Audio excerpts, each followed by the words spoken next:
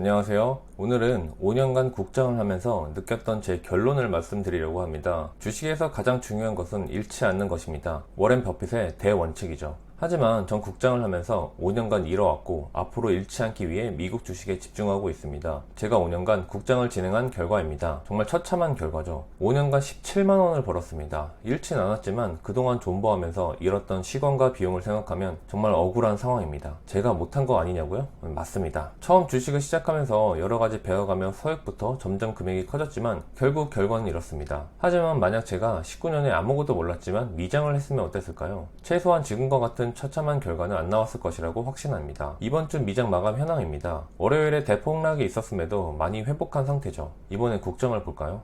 코스피, 코스닥 이번 주 마감 현황입니다. 일주일만 봐도 미장을 해야 하는 이유를 알 수가 있습니다. 나스닥을 장기로 한번 늘려볼까요?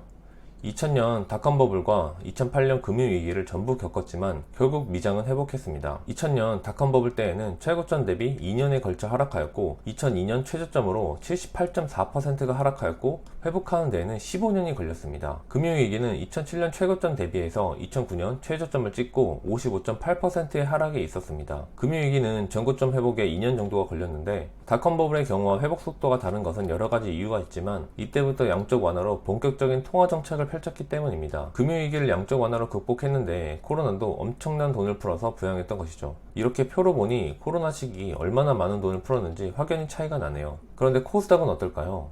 여러분들은 혹시 코스닥이 원래 3000이었던 적이 있다는 걸 아시나요? 당시 코스닥 최고점은 2925입니다. 코스피가 아니라 코스닥입니다. 보고 있으면 물음표만 가득한 차트입니다. 24년이 지난 지금도 회복을 못하고 있고 영원히 전고점을 도달할 수 없을 것 같습니다. 결론은 하면 안 된다입니다. 한국 주식의 가장 큰 문제는 대부분의 종목이 테마를 띠고 있고 그 테마가 끝나면 정말 나락을 가는 것입니다. 회복 탄력성이 미장과는 비교가 안 되는 것이죠. 장기 투자는 주식이 결국 상승한다는 대전제를 가지고 하는 것입니다. 모아가는 것은 미국 주식의 한해서입니다. 결과가 말해주고 있는 것이죠. 국장은 트레이딩의 영역이지 장기 투자의 영역이 아닙니다. 이렇게 회복하지 못하는 한국 주식의 문제를 보면 분명한 이유가 있습니다. 첫 번째로 낮은 주주 환원율입니다. 미국과 비교하면 압도적인 차이를 보여주고 있죠. 쪼개기 상장은 물론이고 물적 분할, 낮은 배당금 등 무수히 많은 리스크가 있는데 굳이 어려운 길을 갈 필요가 없습니다. 최근에 밸류업 프로그램을 기대했지만 역시나였고 여기에 금투세 이슈까지 있습니다. 두 번째로는 기대 수익률입니다. 한국 주식에 비교하여 상대적으로 높은 수익률을 기대할 수 있죠.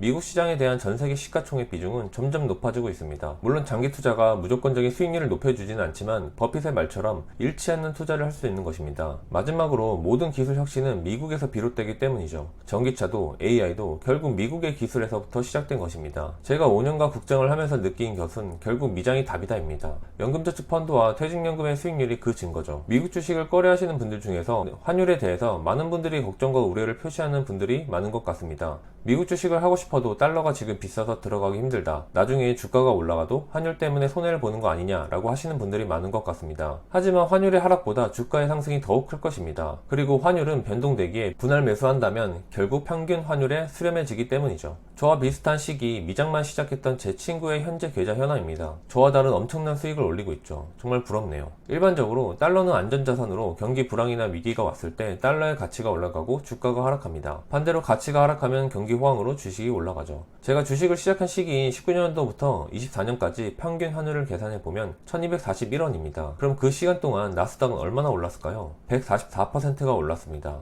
현재 최고점 환율인 1380원 정도에 만약에 19년도에 매수를 했다고 가정하고 현재 환율이 1000원으로 하락했다고 가정할지라도 환손실은 마이너스 38%지만 나스닥은 144%가 올라와 있는 것입니다. 100% 상승인 것이죠. 환율을 신경 쓸 필요가 없는 이유고 분할 매수했다면 더더욱 평균 환율에 접근해 있을 것입니다. 전 늘 미래는 확신할 수 없으며 과거의 경험이 미래의 확신이 될 수는 없다고 생각합니다. 하지만 결국 그렇다면 우리는 확률이 높은 싸움을 해야 하는 것이고 그 확률을 높일 수 있는 것이 미국 주식인 것입니다. 국장을 하면서 돈을 버시는 분들도 많이 있습니다. 하지만 공부하고 연구할 시간이 부족한 우리 일반 직장인들에게 오히려 더욱 미국 주식이 답인 것이죠. 여러분들도 미국 주식을 통해서 꼭 하루빨리 성공적인 투자를 하셨으면 좋겠습니다. 오늘도 시청해주셔서 감사합니다.